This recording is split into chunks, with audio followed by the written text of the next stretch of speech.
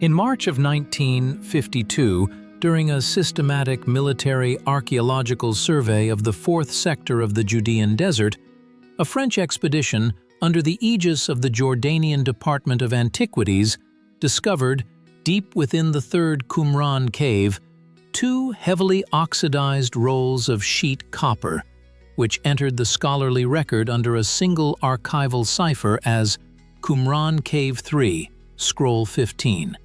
Unlike the hundreds of accompanying parchment and papyrus manuscripts, which had undergone catastrophic destruction due to the microclimate, this artifact possessed absolute material uniqueness, being made from a purified metallic alloy containing 99% copper and less than 1% tin.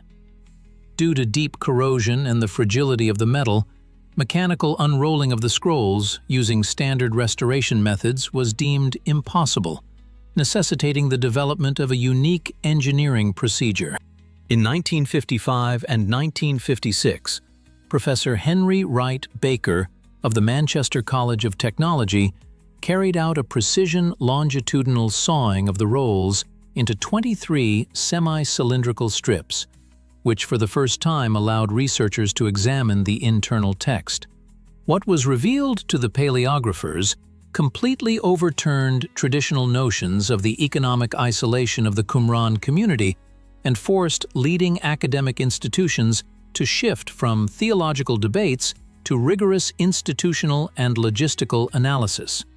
The text represented a dry inventory of hidden valuables, devoid of any theological formulas, mystical allegories, or religious metaphors, structured as 64 sequential items, each containing extremely precise topographical instructions, landmarks, depth of burial, and quantitative descriptions of deposited gold, silver, ritual vessels, and incense.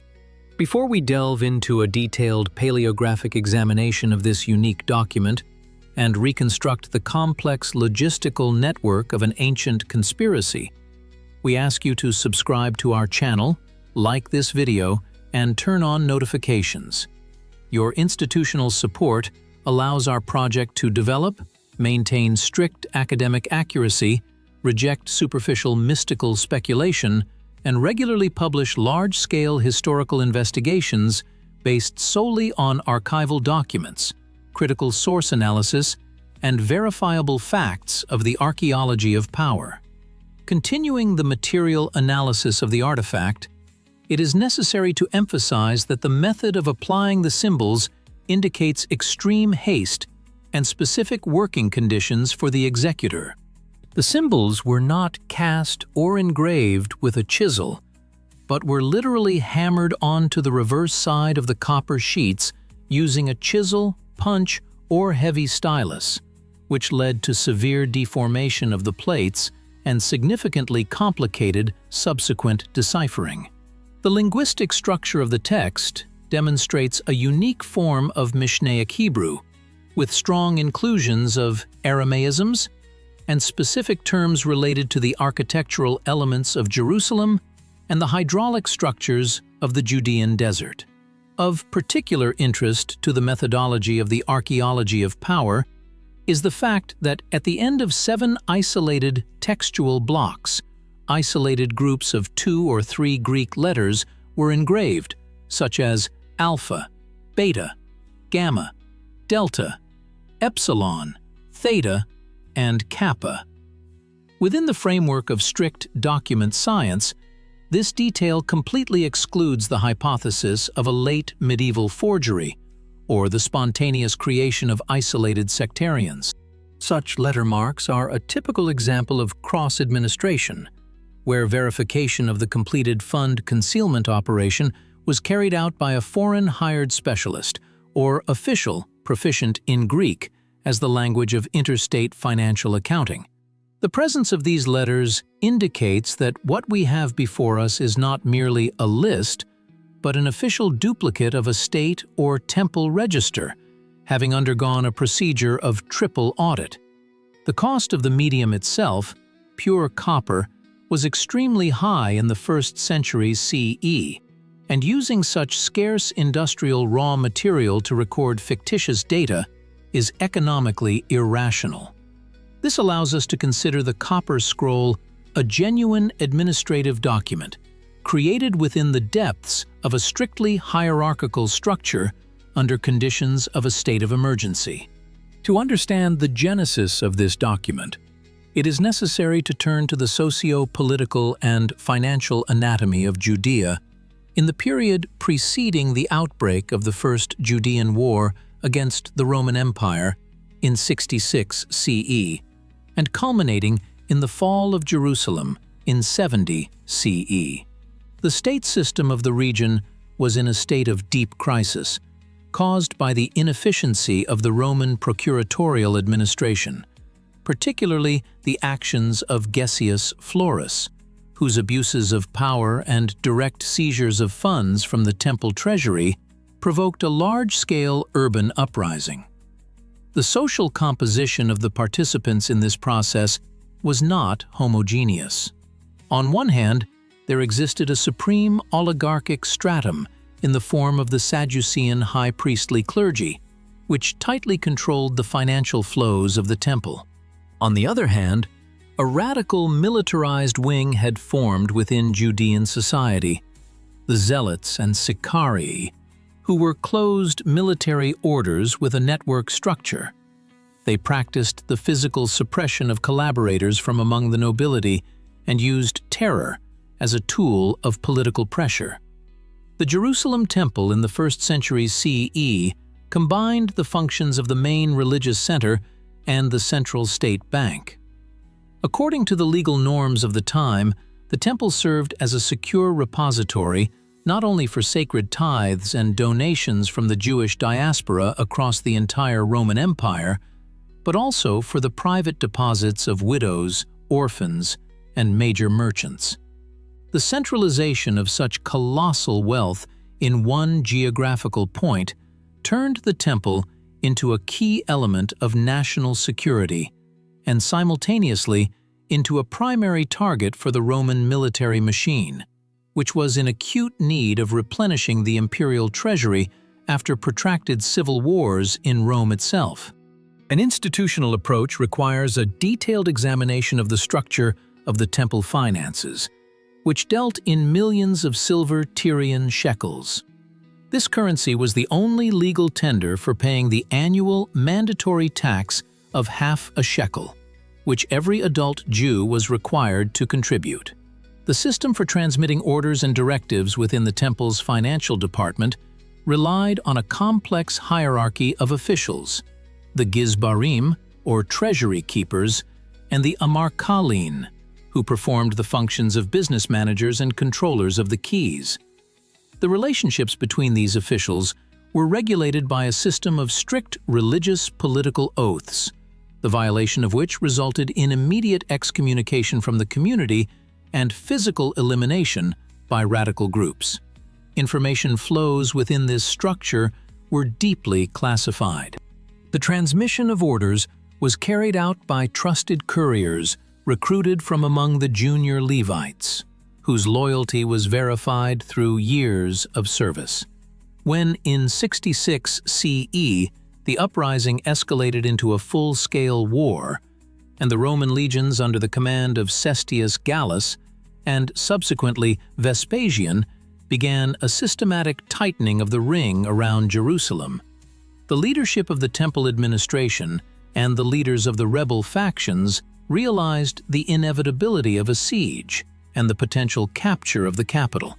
At this critical moment, a large-scale secret operation was initiated to evacuate and disperse the state gold reserve and sacred artifacts, the goal of which was to prevent the valuables from falling into the hands of the Roman authorities and to preserve the material basis for the future restoration of independence. An institutional analysis of the treasure distribution system points to the existence of a rigid nomenclatura classification of the valuables themselves. The Copper Scroll divides the deposited property into several distinct categories, each with its own specific purpose within the structure of the temple economy. The first category includes gold and silver ingots measured in talents, which represent the state's pure monetary reserve. The second category consists of ritual vessels, goblets, bowls, and amphorae made of precious metals, which were used directly in the temple's liturgical practice.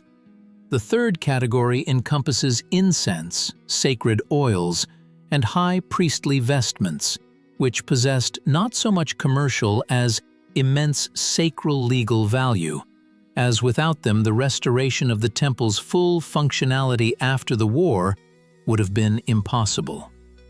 The presence of secular valuables in the list, such as chests of coins, alongside purely religious objects, confirms the hypothesis of a merger of the state treasury and temple funds into a single emergency resistance budget. Each entry in the scroll begins with a strict preposition of place, followed by a description of an architectural or natural feature, and concludes with a precise weight specification, conforming to the standards of inventory list compilation in Hellenistic and Roman financial institutions. An analysis of narrative and documentary sources reveals profound contradictions in the description of the final phase of the Jewish state's existence. The primary witness to these events is traditionally considered to be the historian Josephus Flavius, whose works The Jewish War and Jewish Antiquities were created under the direct patronage of the Flavian imperial dynasty. A critical audit of his texts shows that Josephus, being a captured military commander and collaborator, sought to vilify the leaders of the rebels, such as John of Giscala and Simon bar Giora, to the greatest extent, accusing them of looting, destroying food supplies, and the unsystematic plundering of the temple treasury for personal enrichment. Due to political exigency, Flavius deliberately concealed the existence of a systematic plan for the evacuation of the treasures, portraying the actions of the city's defenders as the chaotic terror of anarchists. However, the dry accounting style of the Copper Scroll completely refutes this concept. While Flavius describes internal strife and massacres among the three rebel factions inside the besieged city, the text of the Copper Scroll testifies to the opposite. A highly efficient, cold, and calculating bureaucratic machine continued to function in Jerusalem, capable of organizing the accounting, packing, and covert transportation of dozens of tons of precious metals under conditions of the most severe shortage of time and resources. Testimonies of witnesses, recorded in later Roman interrogation protocols of captured Jewish priests obtained under torture, partially confirm that high-ranking clergy provided the rebels with secret maps of underground passages. However, the exact locations of the caches remained a secret, known only to a small circle of individuals. When examining the mechanics of the conspiracy, it is necessary to reconstruct in detail the internal situation within the besieged Jerusalem, where various rebel factions waged a brutal struggle for control of the temple and its resources. John of Giscala, leading the faction of radical zealots, had entrenched himself within the temple itself, turning it into a military citadel. Simon bar Giora held the upper city, relying on the support of the poorest segments of the population and Idumean mercenaries. Despite deep ideological and tactical disagreements, which led to the elimination of many moderate members of the Jewish nobility, both factions were forced to cooperate on matters of preserving the state's financial foundation. The Copper Scroll, in all likelihood, became the result of this compromise between the military leadership of the rebels and the senior officials of the temple bureaucracy who remained loyal to their oath. Access to the temple's underground treasuries was strictly regulated, and no military commander could unilaterally expropriate valuables without the consent of the Council of Guardians. The operation to evacuate the gold began long before the Roman siege ramparts reached the temple walls directly.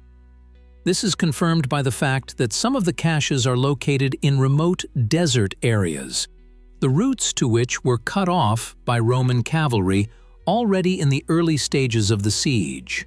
Thus, the evacuation represented not a chaotic flight with loot in the final days of the assault, but a systematically implemented state program, distributed across time and space. An additional dimension to source criticism is introduced by comparing the Qumran artifact with rabbinic literature, particularly the Mishnaic tractates Shekalim and Midot, as well as with the apocryphal text known as the Treatise of the Vessels. These documents, compiled significantly later, reflect a retrospective attempt by surviving members of the religious elite to codify the lost temple rituals and institutions. The Treatise of the Vessels claims that the sacred objects and treasures were hidden by the prophet Jeremiah or other righteous figures in secret places of the earth, lending the event a mystical hue. Scientific analysis shows that such texts served a compensatory ideological function, attempting to explain the cessation of the central sanctuary's existence through a higher divine plan. In contrast, the Copper Scroll is entirely devoid of this theological veil. It contains no mention of divine intervention, the sins of the people, or eschatological retribution. The text operates exclusively with concrete physical categories: the weight of jewels in talents, the names of specific reservoirs, wells, tombs, and underground passages. The contradiction between the mystified rabbinic traditions and the pragmatic content of the Qumran find demonstrates how the real military logistical operation to save state assets was transformed over several generations into a religious myth. The mechanics and technical implementation of the operation to disperse the treasures required an unprecedented level of secrecy and the coordinated work of hundreds of agents. The total volume of valuables mentioned in the scroll, according to various estimates, ranges from 65 to over 100 tons of pure gold and silver. Moving such a cargo under the conditions of a tight Roman blockade and the presence of 4 Roman legions in the vicinity of the city, the 5th Macedonian, the 10th Fretensis, the 12th Fulminata, and the 15th Apollinaris, represented an extremely complex logistical task. Transportation was carried out primarily at night through an extensive system of underground passages, drainage channels, and natural karst voids, permeating Jerusalem and extending far beyond the city walls into the Kidron Valley. The operation was broken down into isolated stages. The junior Levites and radical zealot fighters were used as labor for transporting cargo over short distances, with each group having no information about the final destination of the neighboring group. This is a classic cell-based division of labor method used by intelligence agencies to prevent large-scale information leaks in the event of the capture and interrogation of individual participants. The operation was managed by 3 senior officers of the temple administration, whose initials, it is presumed, are recorded as Greek letters on the copper sheets. They coordinated the departure times of the groups and monitored the correct completion of the ledgers. When analyzing the logistics of moving cargo in the desert area, it is necessary to consider the physical and geographical conditions of the Judean desert, which is characterized by extreme temperatures, a lack of water sources, and complex, rugged terrain with deep canyons, wadis. Transporting tons of gold and silver under such conditions required the use of a significant number of pack animals, primarily donkeys and mules, capable of moving along narrow, rocky paths. However, the use of large caravans would inevitably attract the attention of Roman patrols and local informants recruited by the Roman administration among nomadic tribes. To solve this problem, the conspirators employed a tactic of small transport units. The valuables were divided into small consignments, weighing no more than 2 or 3 talents, which corresponded to the load capacity of one person or a small pack animal. These consignments were delivered to intermediate collection points, such as agricultural settlements in the Jericho area or Qumran buildings, where they underwent final sorting and distribution to the final caches. The entire route was monitored by secret agents of the rebels, stationed at lookout posts along the roads. A signaling system based on the use of smoke signals during the day and fires at night allowed for the rapid warning of transport groups about approaching Roman patrols, ensuring the continuity and security of the logistic chain. A geographical analysis of the 64 points where valuables were hidden allows for the reconstruction of the strategic plan of the conspirators. The caches were distributed across 3 main zones, directly within Jerusalem and its immediate vicinity, along the caravan route to Jericho, and in the hard-to-reach areas of the Judean desert, including the vicinity of the Qumran settlement and ancient fortresses such as Hyrcania and Dock. The locations were chosen with their long-term stability and recognizability in mind for those who were to retrieve these funds after the end of hostilities. The text mentions landmarks such as a large cistern in the court of the temple porch, under the monument of Absalom on the northern side, in the cave of the fountain belonging to the community.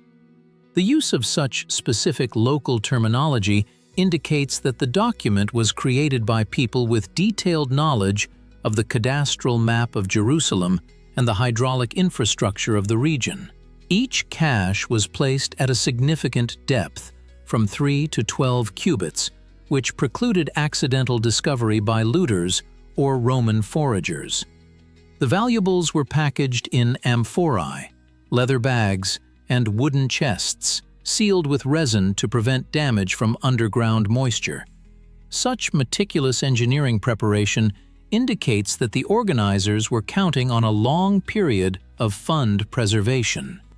The problem of identifying the toponyms mentioned in the Copper Scroll remains a key obstacle for modern researchers and serves as an important argument in favor of the theory of the text's intentional encoding. Most names, such as Sekaka, the Valley of Achor, Haruba, Hebron, have real historical anchors confirmed by other Qumran documents and biblical geography. However, the specific landmarks within these areas are formulated extremely ambiguously. For example, the phrase, "at the mouth of the watercourse under the rock," or "in the old tomb on the hillside," could only be deciphered by those who were directly involved in the laying of the cache or possessed an operational map. Under the circumstances where, after the end of the war, the majority of the operation's participants were physically suppressed, the secret codes of the toponyms were irretrievably lost.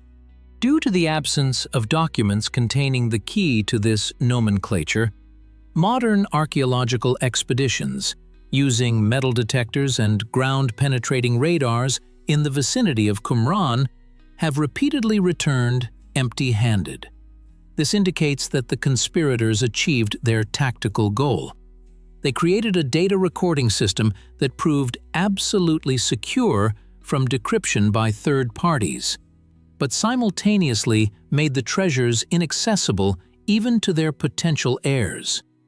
Considering the financial consequences of the large-scale evacuation of valuables for the economy of Judea itself, it must be noted that the withdrawal from circulation of such a huge monetary mass led to an acute economic crisis within the besieged city. In the last months before the fall of Jerusalem, famine raged in the city, food prices reached astronomical heights, and the shortage of hard coin forced the rebel government of Simon Bar Giora to begin minting low-quality copper coins with patriotic slogans. This decision was dictated by the fact that all reserves of high-grade temple silver had been sealed in caches and could not be used to stabilize the internal market. Such an economic maneuver demonstrates the fanatical commitment of the conspiracy's leadership to the idea of preserving the gold reserve for future generations, even at the cost of a catastrophic reduction in the city's defensive capability in the short term. The money that could have gone to hiring additional troops from the Idumeans or purchasing food from smugglers remained lying as a dead weight in the underground galleries and caves of the desert, which accelerated the fall of the capital and the cessation of the existence of an independent Jewish state. From the point of view of security architecture, the Copper Scroll is a masterpiece of ancient conspiracy, based on the principle of access key separation, which in modern terminology is classified as two-factor authentication. The Copper Scroll itself did not allow an uninitiated person to find the treasures, despite the seeming precision of the instructions. The fact is that all topographic landmarks were formulated using the internal terminology of the temple chancellery, understandable only to a narrow circle of operational personnel. For example, an indication of a large cistern at the foot of a rock in the conditions of the Judean desert, abounding with thousands of similar structures, was absolutely useless without possessing a special topographic key. Moreover, the 64th final item of the text directly states that in the underground cache in the area of Sakaka, in the scribe's cave, lies a copy of this very document with detailed explanations, measurements, and decryptions of each item. Thus, the organizers of the conspiracy divided the overall database into two isolated parts. A physical list of valuables with general landmarks was engraved on durable copper and hidden in one place, while detailed topographic maps and decoders were recorded on parchment and deposited in another. Successful extraction of the funds required the simultaneous possession of both carriers, which minimized the risk of betrayal by an individual keeper or the accidental compromise of the entire system through the seizure of one of the scrolls by the Roman military administration. An important aspect of the institutional investigation is the study of the role of the Qumran community in the structure of this financial conspiracy. For a long time, academic science was dominated by the view that the Qumranites were peaceful Essene ascetics, completely detached from worldly affairs and politics. However, the discovery of the Copper Scroll precisely in the third cave, directly adjacent to the settlement, forced a revision of this isolationist model. The Qumran settlement, with its developed system of water cisterns, a defensive tower, and large storage facilities, was ideally suited to serve as an intermediate logistical base and command post for conducting secret operations in the desert. The geographical position of Qumran allowed for control over the coast of the Dead Sea and escape routes towards Idumea and Nabatea. The members of the community, possessing strict internal discipline, fanatical devotion, and a developed culture of secrecy, could have been recruited by the conspiracy's leadership as perfect operatives for guarding and concealing the caches. The fact that the scroll was found together with other manuscripts indicates that the temple's evacuation archive and the community's library were hidden simultaneously, as part of a single plan to save the national intellectual and material heritage in the face of imminent defeat. Moving to a detailed analysis of the Copper Scroll's text structure, it is necessary to highlight the logic the compiler followed when distributing the entries. A spatial analysis shows that the list is not a chaotic set of locations, but reflects a sequential route of the evacuation detachments. The first entries describe in detail caches located directly within Jerusalem, in the area of the Temple Mount, the Kidron Valley, and the royal tombs. Then, the vector of description shifts to the northeast, along the road to Jericho, where large depots in the area of Haruba Hill are recorded. Finally, the last third of the document is entirely devoted to remote desert areas around the Dead Sea. This sequence reflects the dynamics of the retreat of the rebel forces as the Roman troops advanced. As the Romans captured one district of Jerusalem after another, operational groups of conspirators retreated further into the desert, laying new caches and recording them in the register. The copper sheet on which the text was embossed likely consisted of several separate segments that were riveted together as the operation progressed, forming a single chronological and geographical protocol of the evacuation. A critical audit of the reasons why none of the treasures have been discovered by modern archaeologists forces us to abandon romantic theories and turn to the harsh political and economic realities of post-war Judea. There are three main scenarios explaining this failure, each supported by indirect documentary evidence. The first scenario is that the secrecy system was compromised by Roman intelligence services shortly after the fall of Jerusalem. The Roman administration deployed a large-scale repressive apparatus aimed at finding and expropriating the hidden wealth of the rebellious province. According to reports from Roman military tribunes, thousands of Jewish prisoners, including priests and Levites, were subjected to systematic interrogation and physical coercion to reveal the locations of the hidden gold. The Romans possessed vast experience in conducting such investigative actions in conquered regions. Consequently, it is highly probable that, under torture, one of the junior operatives disclosed the location of the parchment decoder scroll mentioned in the 64th entry. Having obtained this key, Roman engineering detachments conducted systematic excavations and extracted the majority of the deposited treasures as early as the 1st century AD, leaving no traces for future researchers.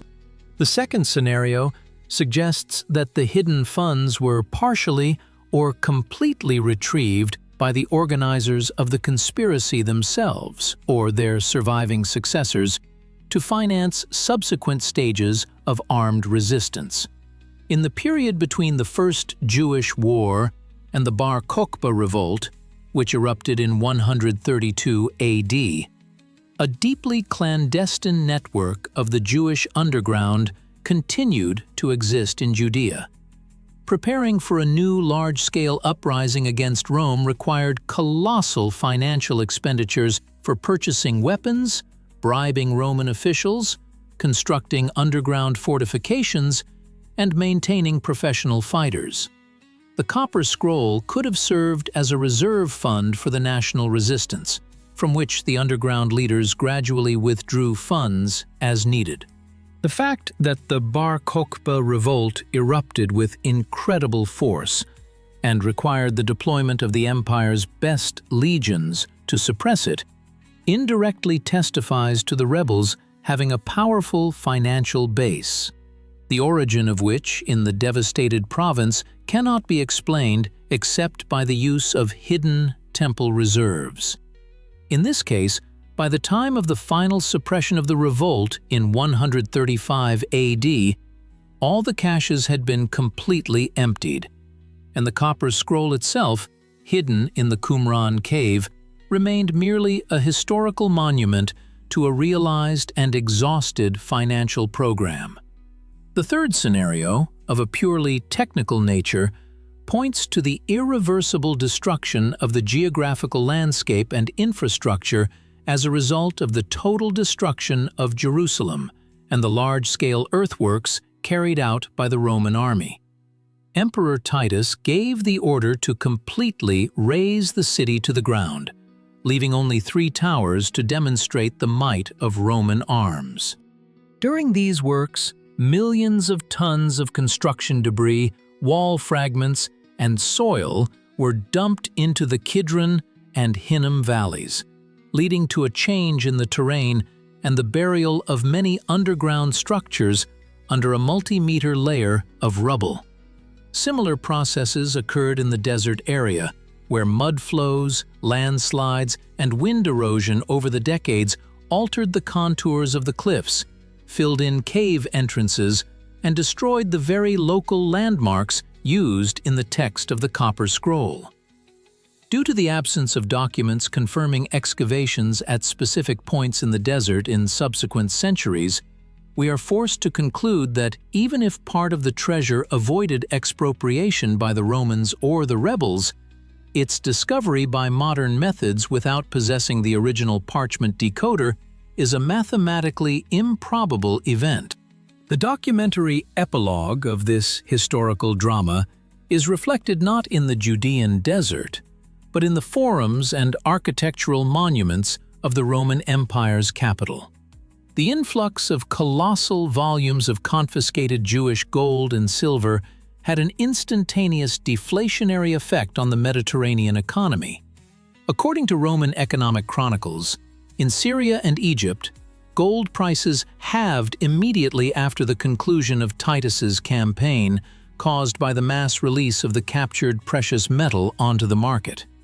It was these funds, extracted from Jerusalem, whether as direct plunder from the assault on the temple or valuables recovered from the uncovered caches of the Copper Scroll, that served as the material foundation for the large-scale construction program of the Flavian dynasty. Modern epigraphic studies conducted on the ruins of the Flavian amphitheater, better known as the Colosseum, have revealed traces of a dismantled bronze inscription on the marble blocks. The method of paleographic reconstruction, based on the mounting holes for the letters, has made it possible to restore the authentic text, which states that the Emperor Caesar Vespasian Augustus ordered the erection of this new amphitheater from the proceeds of the legitimate spoils of war. The term war booty in this context is a direct administrative reference to the treasures of Judea, turning the Colosseum into a kind of material monument to the cessation of the Jewish temple and its financial system. The legal and judicial consequences of this conspiracy and the subsequent expropriation led to a radical reconfiguration of the empire's tax system.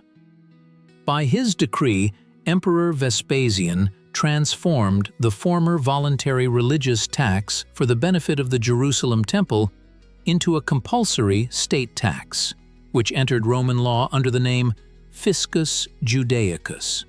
Henceforth, every Jew within the empire was obliged to pay the same half-shekel annually for the benefit of the temple of Jupiter Capitolinus in Rome. A special state service was created to administer this tax, carrying out strict registration of the Jewish population, maintaining detailed census lists, and conducting trials against persons attempting to conceal their origin or income. The archives of this service, containing interrogation records, financial receipts, and acts of property confiscation, remained the most important instrument of Rome's fiscal control over the eastern provinces for 2 centuries.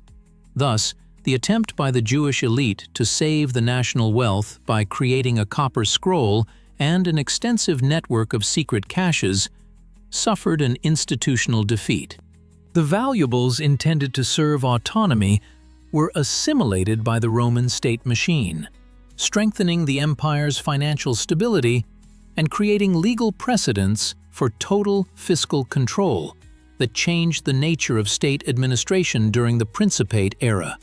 A significant element of the Roman Empire's legal system, influenced by the events related to the search for Jewish gold, was the institution of confiscating the property of rebels, bonorum confiscatio. After the capture of Jerusalem, the entire territory of the province of Judea was declared the personal property of Emperor Vespasian, who ordered the land plots to be leased out through the procurator's office. All rights of the local nobility to own land and real estate were annulled.